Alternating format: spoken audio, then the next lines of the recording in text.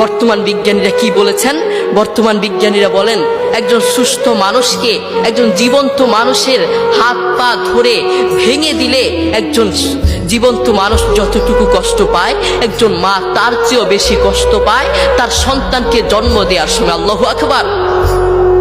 এরপরেও কেন আমাদের মায়ের প্রতি ভালোবাসা নেই? কেন আমাদের মায়ের প্রতি ভালোবাসা নেই? একদিন আব্দুল্লাহ ইবনে ওমর রাদিয়াল্লাহু তাআলা আনহু কাবার পাশে দাঁড়িয়েছিলেন। তিনি দেখলেন একজন যুবক তার মাকে কাঁধে করে করে তাওয়াফ করাচ্ছে। আব্দুল্লাহ ইবনে ওমর রাদিয়াল্লাহু তাআলা আনহু তার দিকে তাকিয়ে থাকলেন।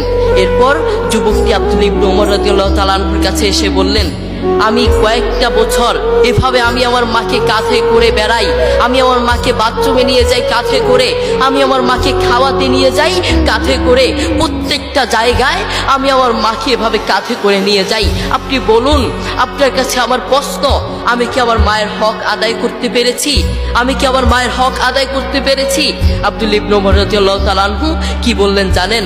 তোমার মা তোমাকে জন্ম দেওয়ার সময় কয়েক হাজার কষ্টের নিঃশ্বাস ছেড়েছে।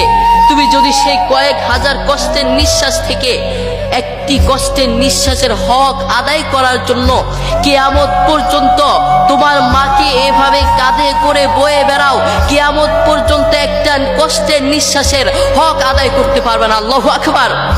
দেখেছেন মা আমাদের জন্য কত কষ্ট করেছেন। নিজের জীবনের চেয়ে তার সন্তানেরকে ভালোবাসেন। অন্য কারো দিকে না তাকালেও নিজের সন্তানের দিকে তাকান।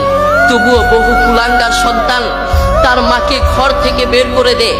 বহু কুলাঙ্গার সন্তান তার মায়ের উপর আঘাত করে থাকে।